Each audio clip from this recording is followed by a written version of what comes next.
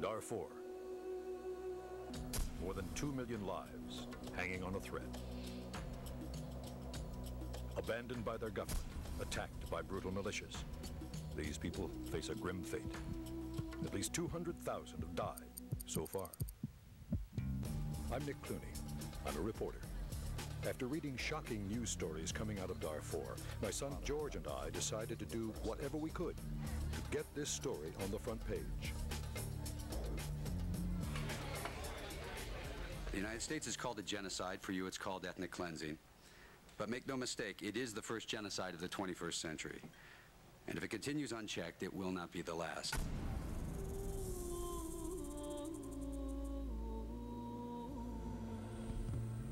On the western side of Sudan lies the region called Darfur. It's a harsh, dry land. Until recently, it was home to a mix of farmers and nomadic herders. Now, it is home to a brutal form of war. A conflict between the government and the rebels has led to a bloodbath and a genocide of helpless people.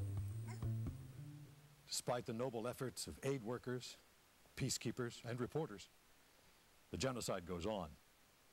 My son and I joined all those others in the race to save Darfur before there's nothing left to save. Our involvement took us to Africa, to the halls of power in Washington, and the United Nations in New York. We believed that if people knew what was happening, they would do something about it. George and I recently sat down to talk about how we became involved. I was in New York, where you get to read the Times every day. It was dead center in the middle of those Nicholas Kristof articles that he couldn't get any traction in Darfur. He was trying to get people to show up. And if they would show up, it would help bring attention there. And I thought that it was a good time, if any, if there was ever one, to go get some attention there. The geography of the region and the resistance from the Sudanese government make it difficult to report on the violence in Darfur, but the occasional story does get out. ماشي نحب الزول وماشي مساكين انا الله بس قاعدين فيها الله بس ما يدروا هم من تكيه كوك يجروا في بيتنا مسكوا لا انا بدي ذكر فيها نايم الجلس كأو يشكو دمين كيفي كان نجرنا. The Darfuri villagers have become caught in the crossfire of a struggle between the Sudanese government and rebel forces. Hundreds of thousands have been forced off their lands, reduced to only the basics of existence in refugee camps.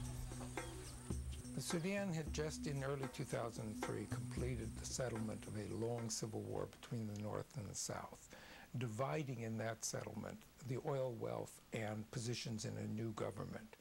For Darfur, a neglected region, they were left out. They said we weren't even at the table. And they began a rebellion to gain access to both power and wealth.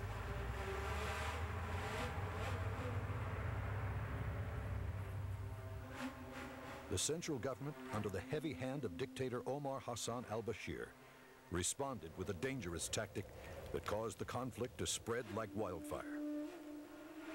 The government had most of its troops in the south, so they responded in two ways. They recruited a number of militia, largely from the Arab nomadic community of Darfur, armed them, and then backed them up with air power. And those militia, now called the Janjaweed, began to attack not just the rebels, but all the population centers from which the rebellion groups were drawn. And it became a vicious attack. The Janjaweed, devil riders. Mounted on horses and camels, armed with automatic weapons, they sweep into villages to burn, kill, and rape until nothing remains but a ghost of a town. Some of them came on horses and other and camels, and some of them by foot. What happened in this warfare is that what started out as a government response to a rebellion morphed into an ethnic, tribal, racial conflict of near extermination, certainly extermination of communities. And as it became that, it became clear that genocide was involved.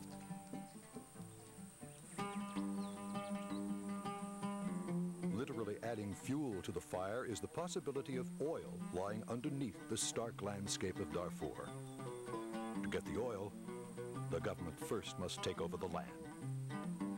So you scare them away and poison their wells and rape their women, and you make them leave, which is what they do.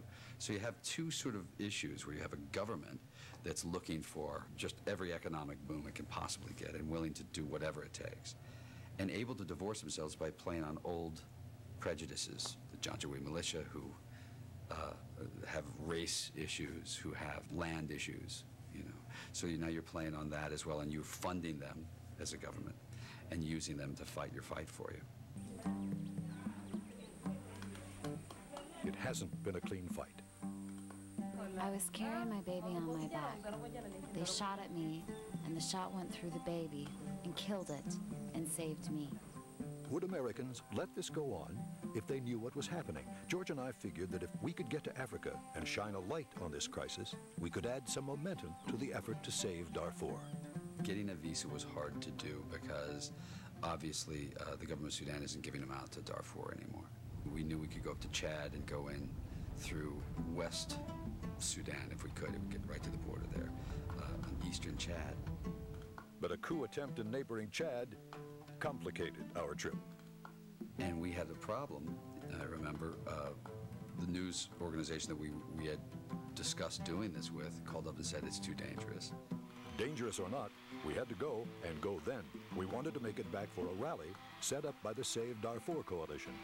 But before we left, it was a goal. I think it was the driving force for the reason we had to go when we did, was that there was a march, and there was also a chance to have a discussion. There were dates coming up at the UN. Just in time, our colleague David Pressman helped us find a way into the region. We took friend Mike Herron to run one camera. George would run the other. We took our shots and flew to Africa. What we saw would change our lives. We were there for 9 days, I guess, altogether we were there. And there wasn't a minute I didn't think we were going to get killed.